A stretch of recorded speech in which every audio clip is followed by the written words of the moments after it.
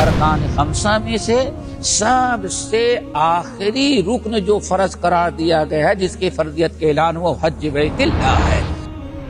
نبی علیہ السلام نے حدیث کے اندر ارشاد فرمایا، تم میں سے جس پر حج فرض ہو گیا ہے، استطاعت آ چکی ہے، فلیتعجل، وہ حج کرنے میں ذرا جلدی کر لے، کہیں ایسا نہ ہو کہ ٹال مٹول کرنے آئندہ تو جو مال ہے وہ ختم ہو جائے، اور حج فرض ہو گیا تھا لیکن آپ نے نہیں کیا، آپ کرنا چاہتے کسی طاقت۔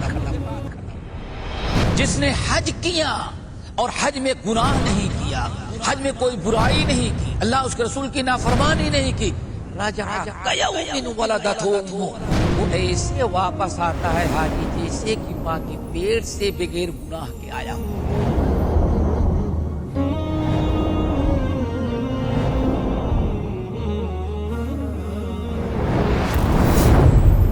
کاروان حج۔ حج دین اسلام کا 5واں رکن ہے۔